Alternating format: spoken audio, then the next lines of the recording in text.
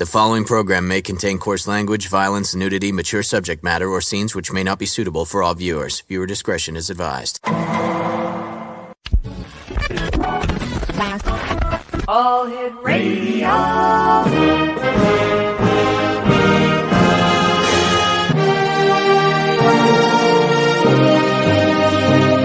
Welcome to the X Zone, a place where fact is fiction and fiction is reality. Now, here's your host, Rob McConnell. Hello, Rob. Can you hear me?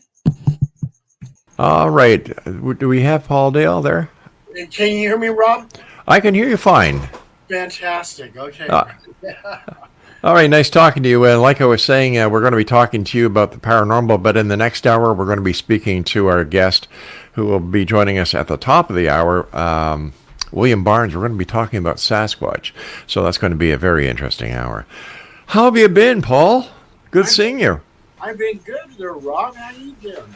Not too bad for an old guy, you know, COVID and everything else that we've had up here in Canada. It's always hard to try and understand and make sense of what the heck happened and why it happened. But here we are. No worse for wear. How about yourself and your family? Oh, everything's fine. We got contacted by a documentary crew down in Los Angeles with Netflix. And it seems like they want me and my wife to host a seance in North Hollywood. Ooh. So they're talking about doing that in probably 3 weeks from now. So Well, good for you. happens, yeah. You'll have to let us know how you make out. Yeah. And I don't mean make out with your wife. I mean make out in the seance. Just had to get that straight. Yeah, go ahead. Funny that you're mentioning your next guest. Mm-hmm. We're talking about Sasquatch. I have my own Bigfoot story. Would you share it with us? Sure. When we did an investigation in Mount Shasta, we went in search of UFOs. Mm-hmm. The last of the Lemurians supposedly live in the caverns in Mount Shasta, and we were doing a Bigfoot hunt. And I got to this one point of this creek, and there was nobody else there except two of my investigators. And I did a wood-on-wood type communication.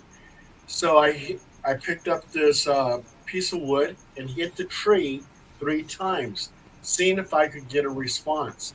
Well, Right. I did this 3 different times. Then all of a sudden, I heard 3 rocks go into the creek as an answer to my wood-on-wood communication. And there was nobody around. Bears can't pick up rocks and throw them in the creeks, but it was 3 solid hits into the creek with 3 rocks. So that was absolutely amazing. So there was something out there that did that. Fascinating. Yeah.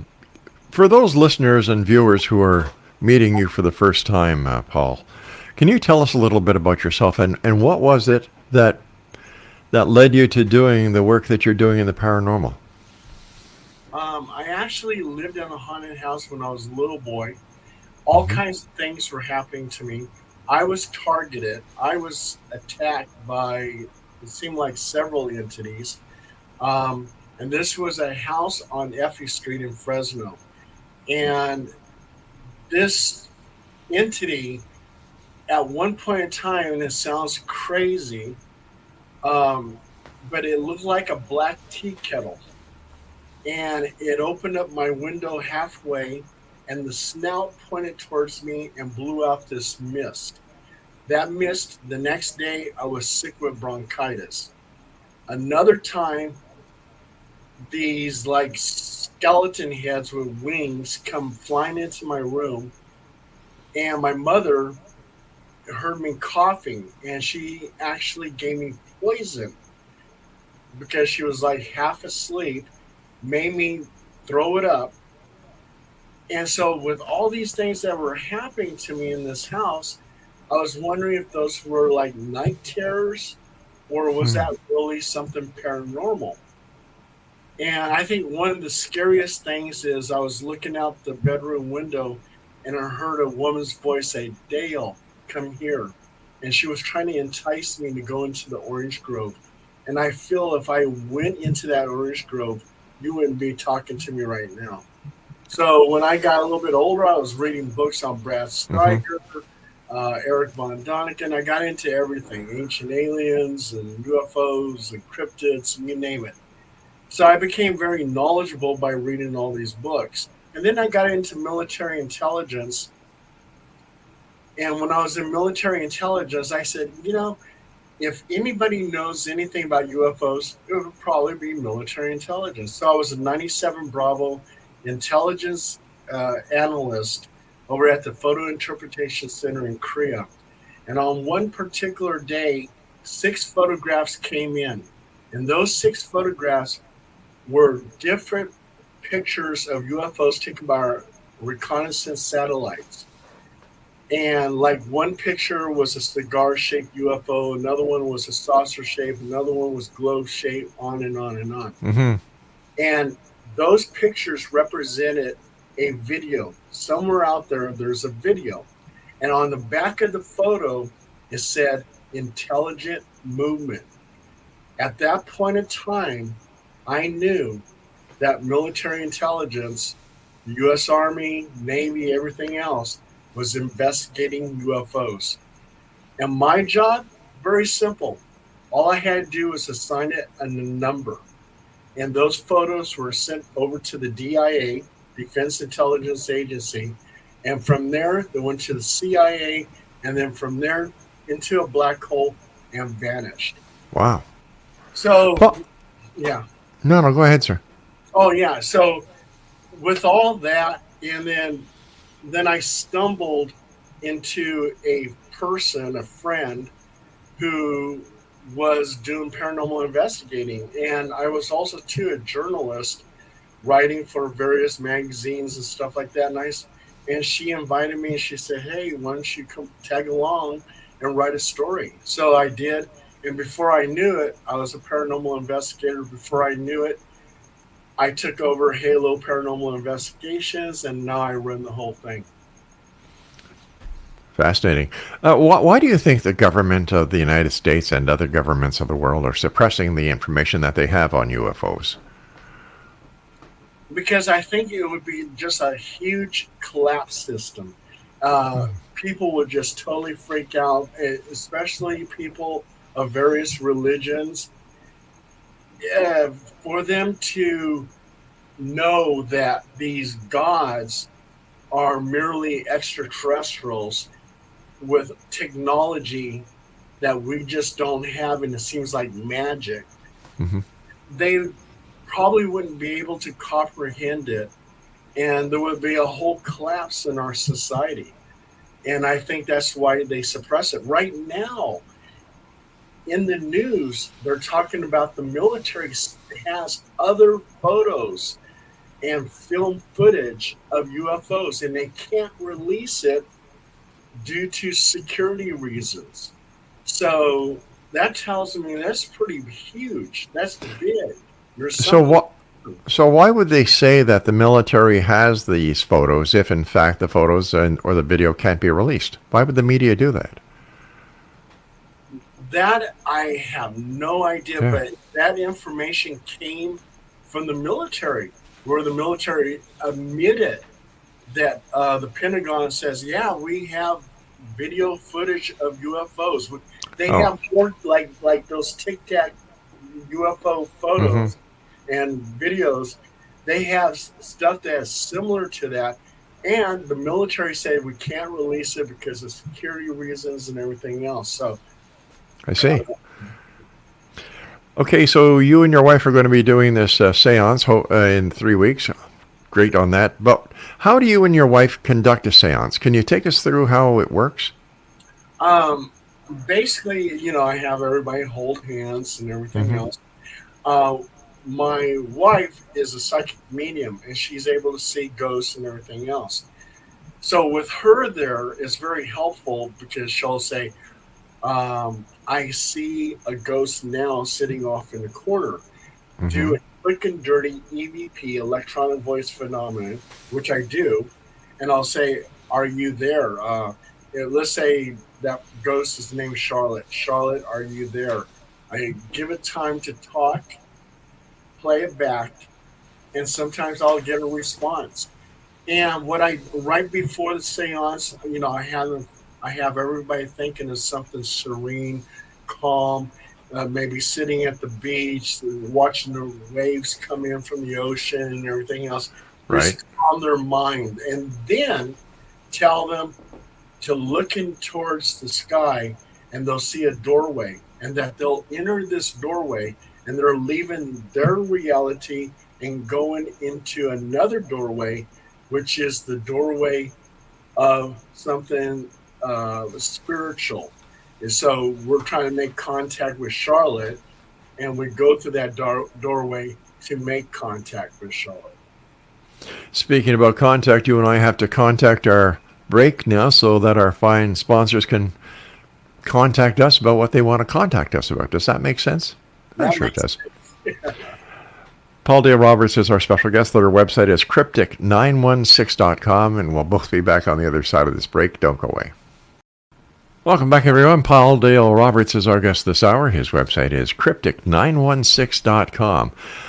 Still a lot of talk out there about ghosts and things that go bump in the night, my friend. What's going on out there? A lot more people are talking to me about these shadow figures that they're catching in their peripheral vision. What's going on, Paul?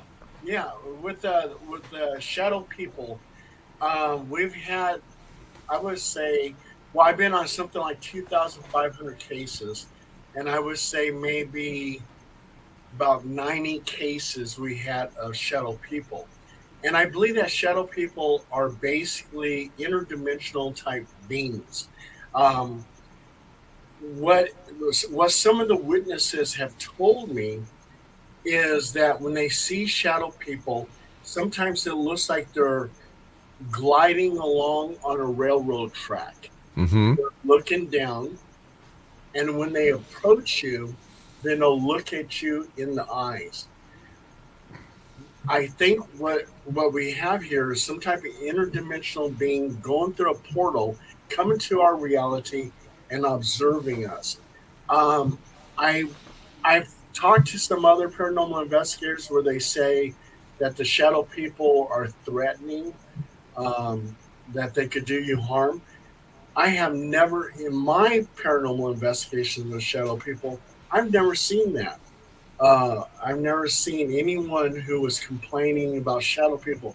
They were complaining about demons, or they were complaining about mischievous ghosts, but not shadow people. So I don't really understand where some of these paranormal investigators are saying that.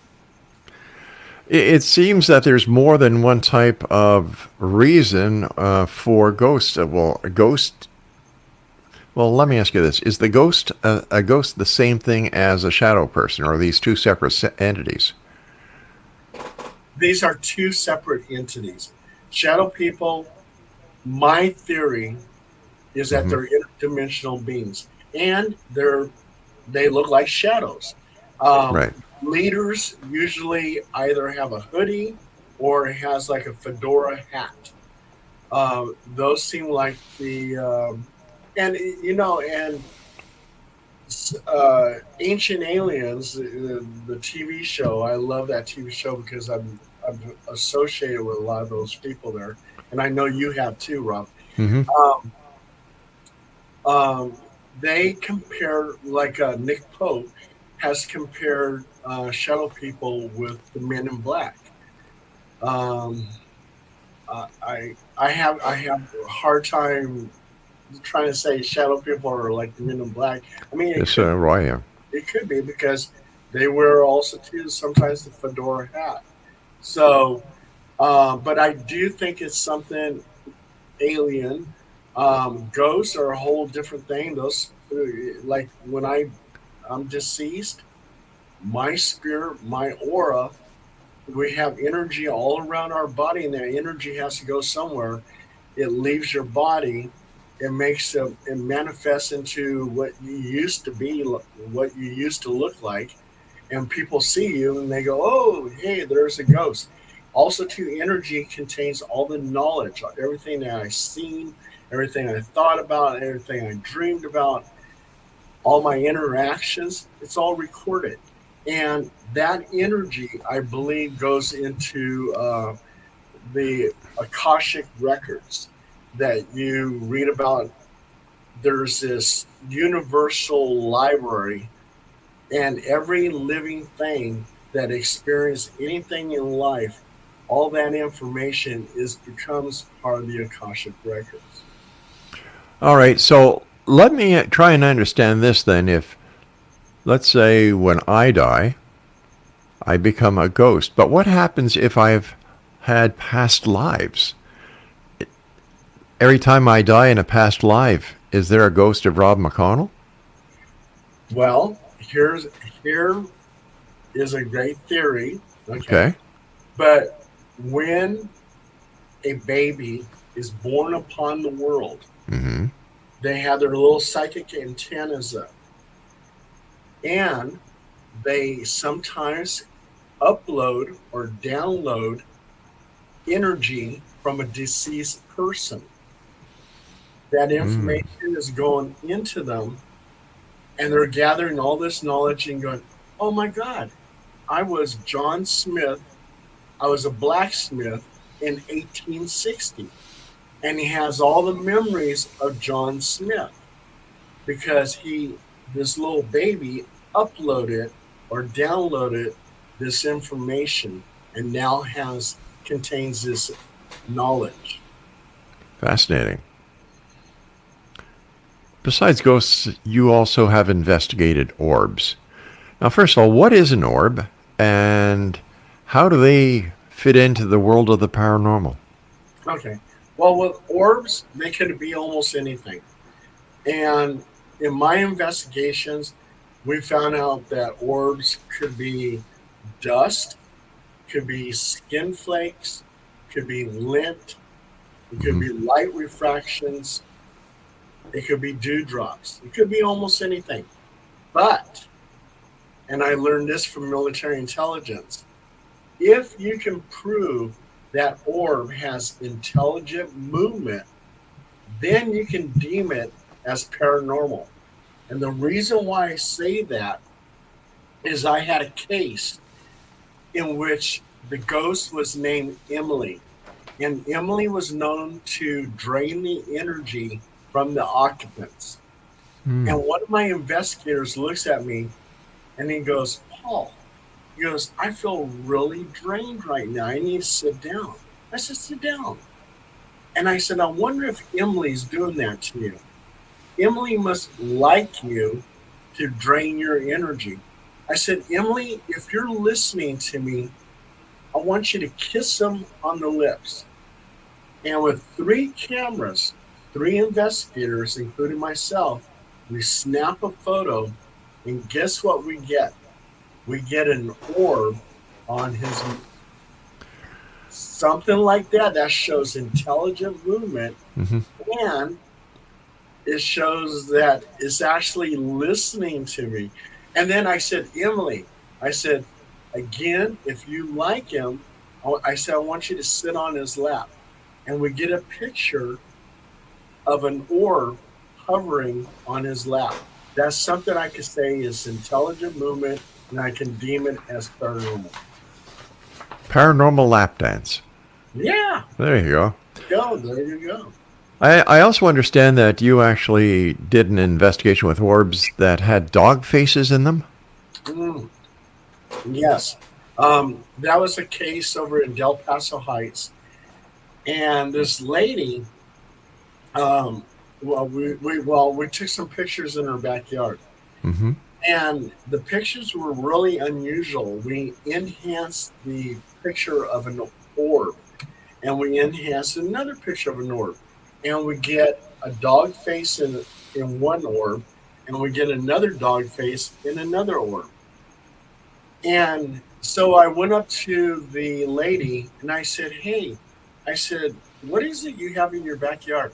And she says, orange trees. And I said, yeah, but what else do you have in your backyard? She goes, I have a couple dogs back there buried.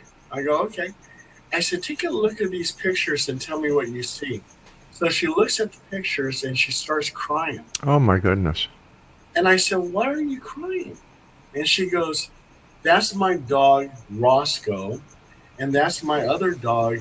And I forget what the name was, that one. Mm-hmm. And she goes, they're the ones buried in my backyard. She goes, those are my two dogs. And then she pulled out some pictures of those dogs. And they did. They looked like the faces in the orbs. They looked like her dogs.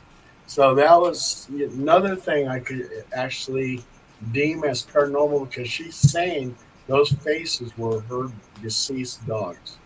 Son of a gun. Well, let me ask you this. We know that humans have ghosts, or can come back as ghosts, and there are people who have the ability to see these ghosts, and your wife is one of these people. Do animals also come back in ghosts?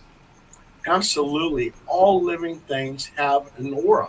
I mean, you have the scientists who take a picture of a tree leaf, Mm-hmm. and that tree leaf has an energy aura. So Right. all living things have auras. So I believe, yeah, we have an aura, we have a soul that when it leaves the body, people see it, it's a ghost. Dogs, the same thing. And we've had cases where we investigated dead animals that came back. We had a German Shepherd in Citrus Heights, and it was known to actually leap from the kitchen through the kitchen window and outside in the front. So yeah, had we had actually had several cases where there's spiritual animals roaming the house. There's a lot of different ghost stories here in the Niagara area. Like I was telling our listeners before, we have the Canada's most haunted town of Niagara-on-the-Lake, not very far from here. That was the scene of the Fort George is right there. One of the bloodiest battles of the War of 1812 was fought there. And there's stories about ghosts driving buggies, and they can see the horse, the buggy, the driver, and spirits or ghosts on the inside of this buggy. Now, I can understand that a human can come back because of the energy. I can understand the animal for the same thing, but how do you get to see a ghost or an apparition that includes a buggy? Well, I had a case like that in the Sierra Nevada mountains. Okay. And it was the Donner Party. And the Donner Party was stuck up at the mountains, and they wind up doing some cannibalism on some of the passengers of those caravans. And people sometimes see ghostly images of the Donner Party, and they also too see the caravans. And what I believe is that the energy from people is also too surrounds inanimated objects. So something like a caravan, you're traveling miles and miles on this trail. So all the energy of those people is around that caravan. Just like if you have something that's very precious and like a ring that you wear all the time, and you take that ring off, and the psychic medium is able to hold it in his hand and say, yeah, this belonged to Rod McConnell. And because that energy surrounds that ring, your energy, and it just stays on there permanently. You're a very busy man. I don't know where you find time to sleep or have a social life outside of what you do. For example, I know that you conducted an investigation at Skinwalker Ranch. Tell us about that. At Skinwalker Ranch, actually, it was kind of disappointing, and I'll tell you. Okay, I'll tell you why. I brought two investigators with me, and we went to the valley where the Skinwalker Ranch is. We did not actually go to Skinwalker Ranch, but we were in that valley. And the whole valley is haunted. There's UFO activity and everything else in that whole valley. So it didn't matter that we weren't at the ranch. But on that night, it was a heavy, heavy, heavy thunderstorm. So we're trying to set up the tents. I must have fell into the mud several times, and it was just crazy. But the only interesting thing, there was two interesting things that happened. I actually saw, and it's probably natural phenomenon, I saw ball lightning. It seemed like the clouds actually parted, and this energy ball just popped out from the clouds, hit the ground, and shattered. Oh my gosh. Right, in a million pieces. I've never in my life have seen anything. I've been in some major storms.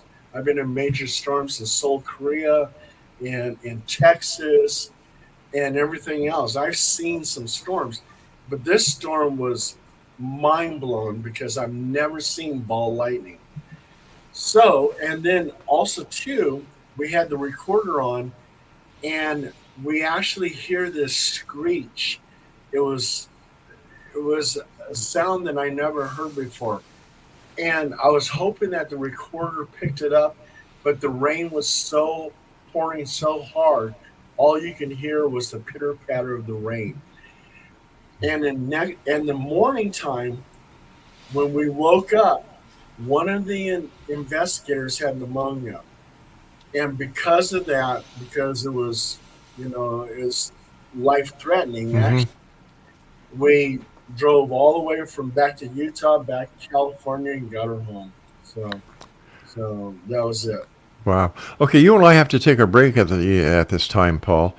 It's always great talking to you. So thank you for taking time out of your busy day to join us.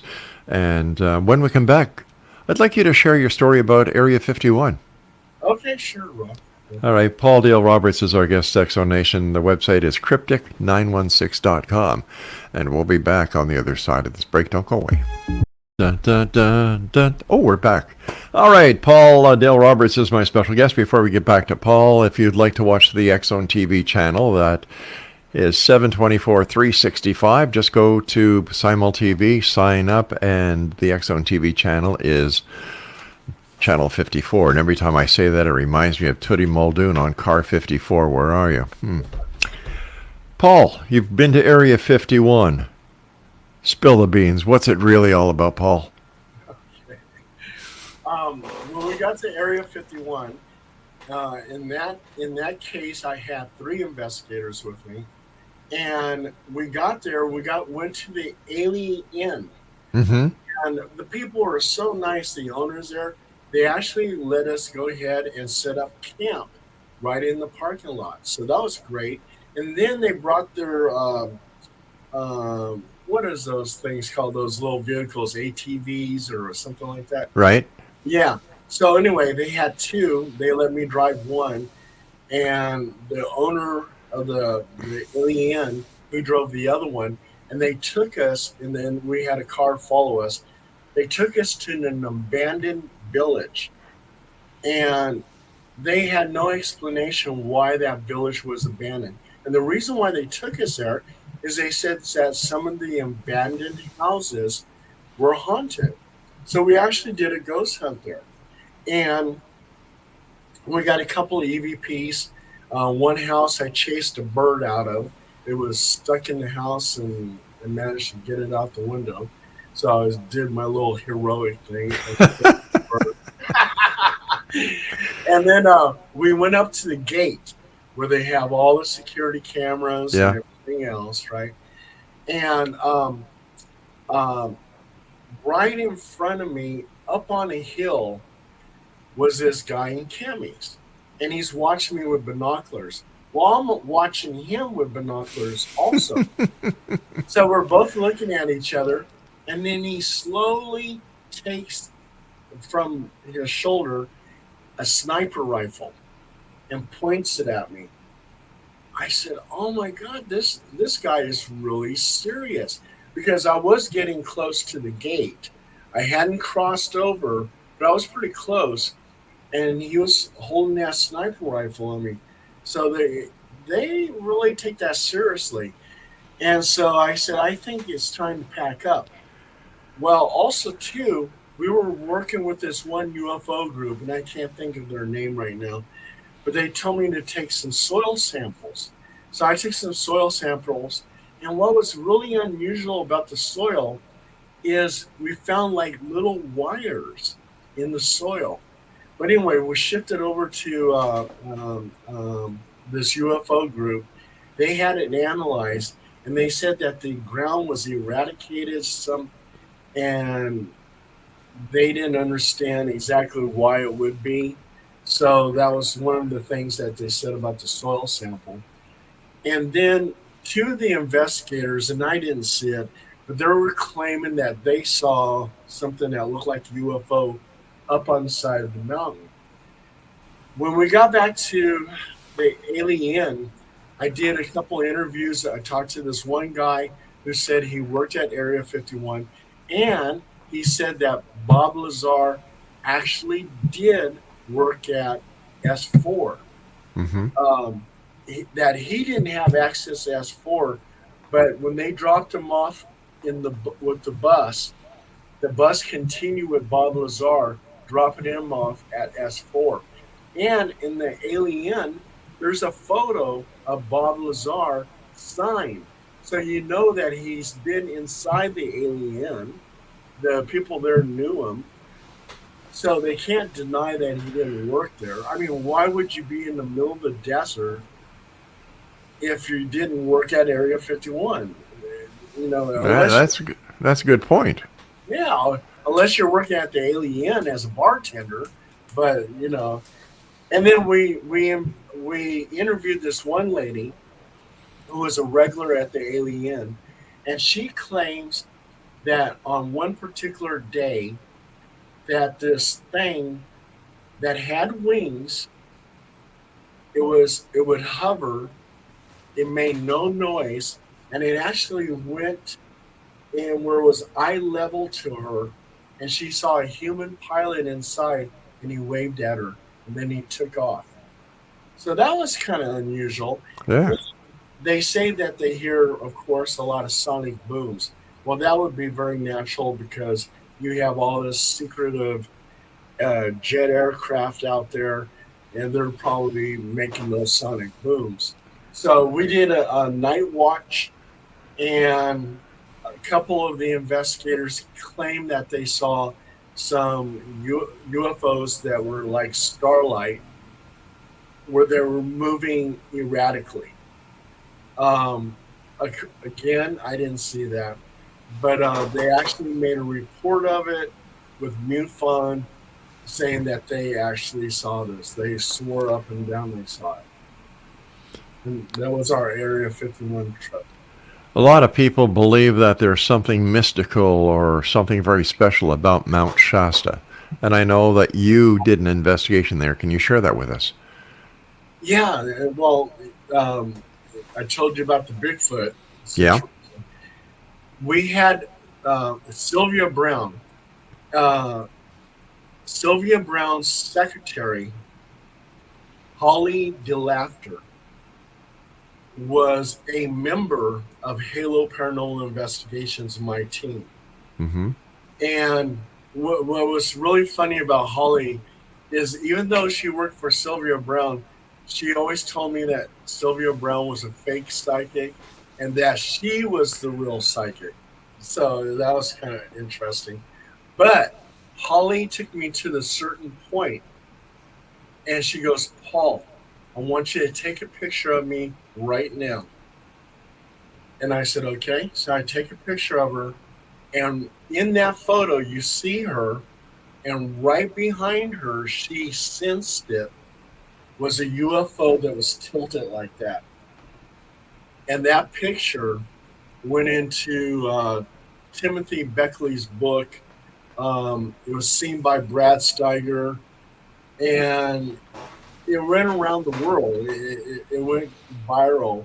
But yeah, she actually sensed the UFO, and when I snapped that picture, it was that UFO right behind her. Was that the only experience you had at Mount Shasta? That and the three rocks into the creek. So we did the Bigfoot hunt, Right. UFO hunt. We even stopped at a motel. I forget what the motel was, but it was supposedly haunted. And so we got some EVPs there, and we left. And we looked for the Lemurians, but we didn't see that. But they say on Mount Shasta, if you go above the tree line, you can wind up either disappearing or meeting up with the Lemurians.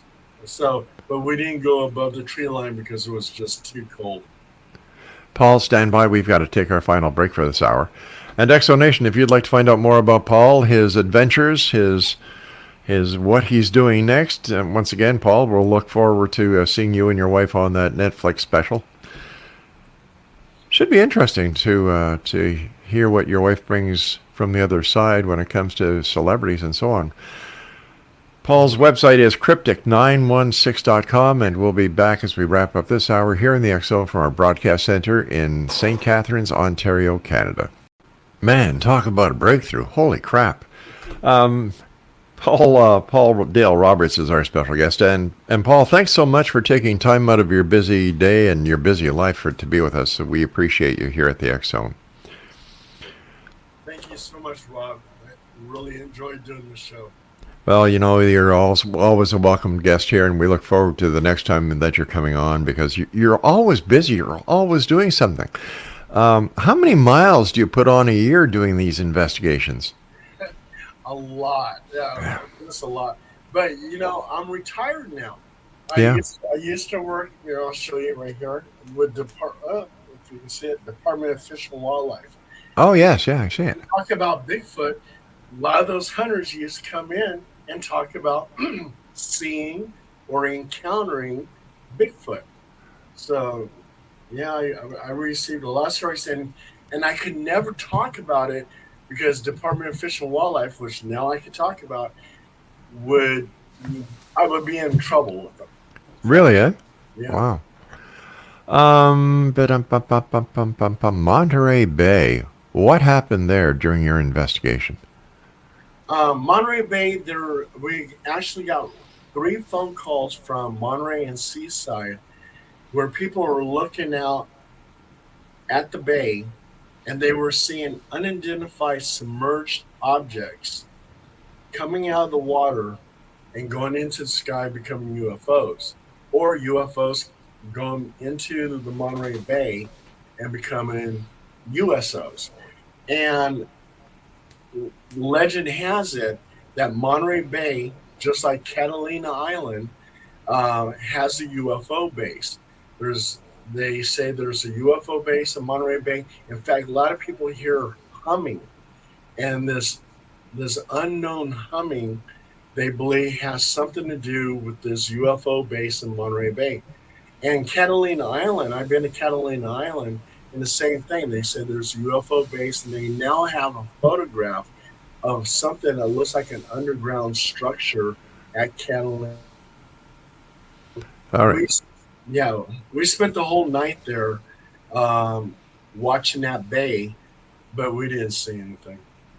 Why do you think some people have the ability to see whether it's a ghost, whether it's a Bigfoot, whether it's a UFO, and yet other people don't?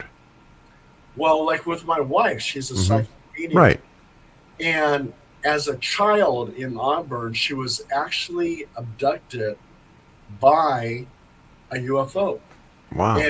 And when she wrote an article about it, she called it the mysterious eye. So she was taken on this ship. She doesn't recall everything that happened to her. But when she was released, that's when she started seeing ghosts.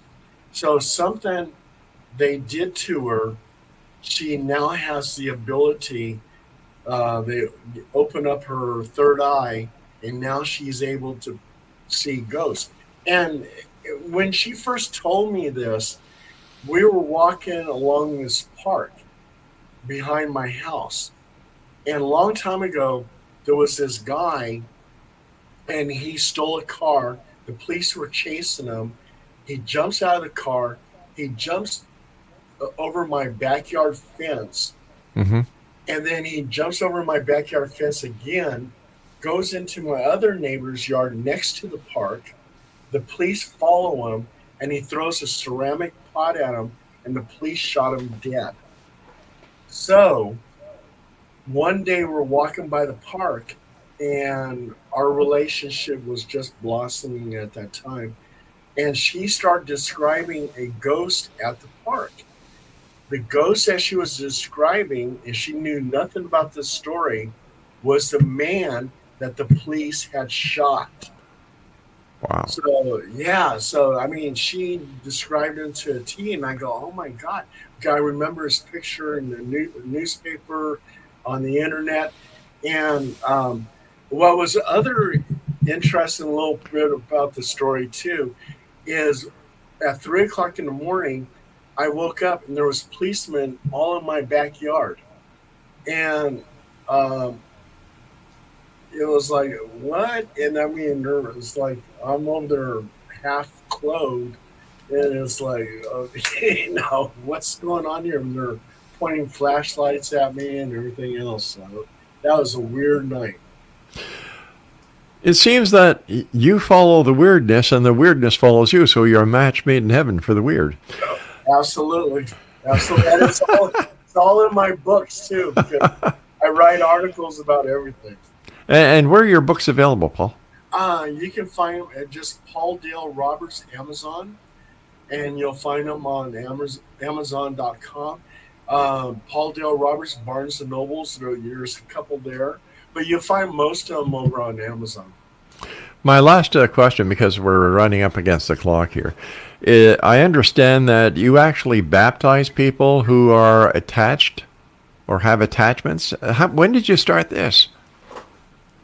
Oh, gosh. I started that maybe 4 years ago. When back in the 70s, I got an attachment because I wrote an article for the Sacramento Bee about various cults. I was writing about, I went to San Francisco, did my own investigation. Mm-hmm. I investigated Church of Satan, Hare Krishna, Church of Scientology, and the Moonies.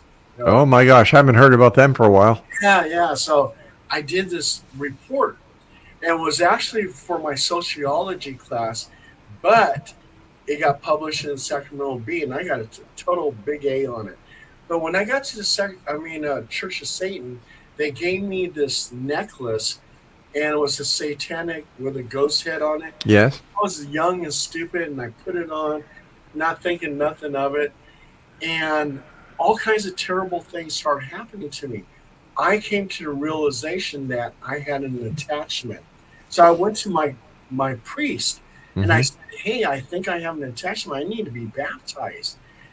And because that's actually a basic form of exorcism. And he goes, well, read these Catholic history books, and then I'll baptize you. So I read them, and then he gives me more books. I said, I could be dead tomorrow. I said, I need to be baptized now. So I was in a southern state, and I went to a Southern Baptist church. And the preacher looks at me, and he goes, I know what you want. Get up here on stage. And I go, wow, he knows what I want.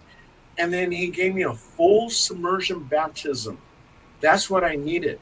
As soon as he did that, the attachment was gone.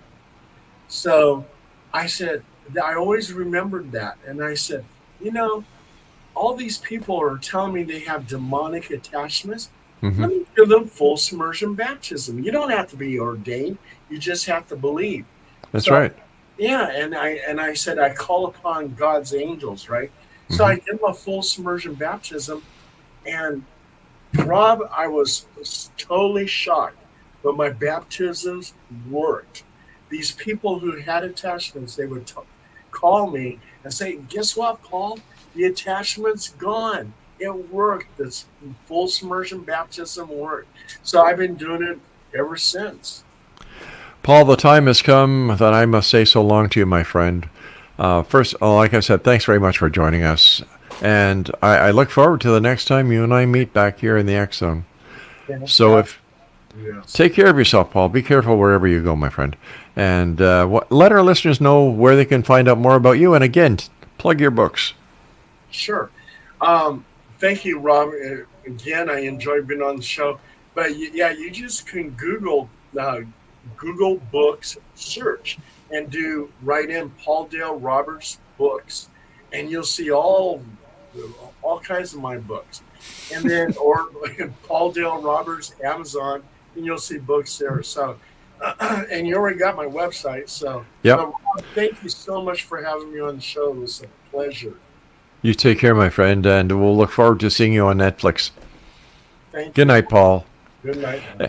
Exonation, Paul Dale Roberts was our guest this hour, and once again, his website is cryptic916.com, and if you'd like to buy any of Paul's books, just go to Amazon or go do a Google search, Paul Dale Roberts.